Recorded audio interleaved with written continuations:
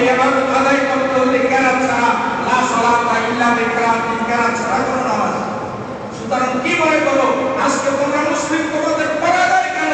তোমরা স্কুল কলেজে পড়া না যায় বলি না, এইটাও দুনিয়ার দরকার, কিন্তু মাদ্রাসা করা কত দরকার? ফরজেই যত দরকার আছে, না হলে তুমি ইমানদারি না। সেটাকে কি মনে করো? তুচ্ছ মনে করো। আর স্কুল কলেজে পড়ার জন্য লাখ লাখ টাকা সন্তানকে দিচ্ছ, আর মক্তবে পড়া নিয়ে হুজুরে যদি কয় 50টা টাকা পড়ায়, তাহলে বলে তুই চাই না বা তুই চাই, কত বড় হামকার বেতন! 50টা টাকা লেগে হুজুর ওর কাছে যাবে, ও আসিয়া দিতে পারে। এইগুলো আমাদের মুসলমানের ইজ্জত। তোমার ঘরের ভিতরে টিভির জন্য পর্দা, কত সুন্দর জায়গায় তুমি টিভি রেখেছো, আল্লাহর কোরআনের উপরে জ্ঞান করেছে, কি জানি হেফলা করেছে, তোমার জন্য আল্লাহর রহমত আসবে, বিদায় আসবে, এবার কোনোদিন হতে পারে না। কি মনে করতেছো? আল্লাহর কোরআনকে ছোট্ট মনে করো? বাদশা শাহজাহানের এক ছেলে মোল্লা জিগুনের কাছে কিতাব পড়তে আইছে। তো পড়তে আইছে, কোরআন শরীফ পড়ে, কিন্তু হে সুরে বাকারা টুকরা মুখস্থ করছে। ছেলেদের জেহেন বেশি। হুজুরের ওস্তাদ বাবাই শুনিয়া হুজুরের কিছু হাদিয়া দিছে। হাদিয়া পাইয়া তো আমার মতো মোল্লায় যদি 1 লাখ টাকা পায়, তৎকালীন ওরে বাবা খুশি আর খুশি, এমন বলা কোনো মানুষই হইত না। এমন তারিখ করা করে, বাবারে বাবা, আজকালকার হুজুরেরা, আমি এটাকে খারেজ কিলাম। জানতে হবে মিথ্যা কথায় তারিখ করলে আল্লাহর গজব নাযিল হয়ে যায়। আমার না তার চরিত্র ফুলের মতো পবিত্র, মিথ্যা কথা বলো, হাজার হাজার মুসলমানেরা সাক্ষী দেয়। কিসের ফুলের মতো? নারী কেলেঙ্কারিতে জড়িত। আজকে দেখা যায় 10টা নারীর সঙ্গে কতজনের চেহারা বের হয়ে যায়। এরকম সাক্ষী কিভাবে দাও? তোমার দেশে রহমত আইবে, বিজয় হবে, এটা আশা করো না।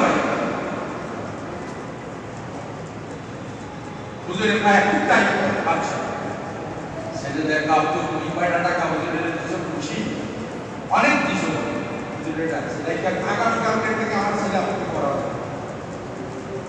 কেন হুজুর? স্যার কি অন্যায় করেছি?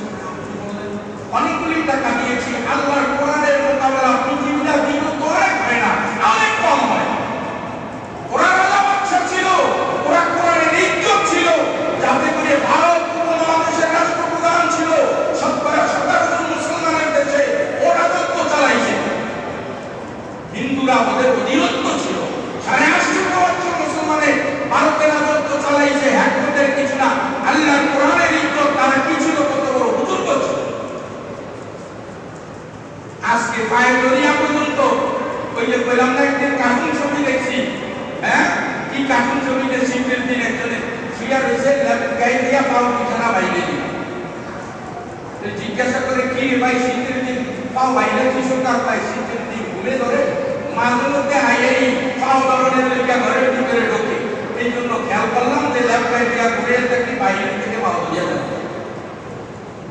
এই রাষ্ট্রপ্রধানের লাভটি লজ্জা হলা, মানুষের পায়ে দিয়া ক্ষমতায় যাওয়া, আবার জেলের ভিতরে ঢোকো, কত বড় বেইজ্জতি তোমাদের। আপনারা তো আজ মনে করেন এই দেশের ইজ্জত হলো ক্ষমতার ভিতরে, অর্থের ভিতরে। আল্লাহ অর্থ দিয়েও বর্তমান জমানায় বেইজ্জতি দেখায়, ক্ষমতা দিয়েও আল্লাহ বেইজ্জতি দেয়। ঠিক না ভাই বলেন?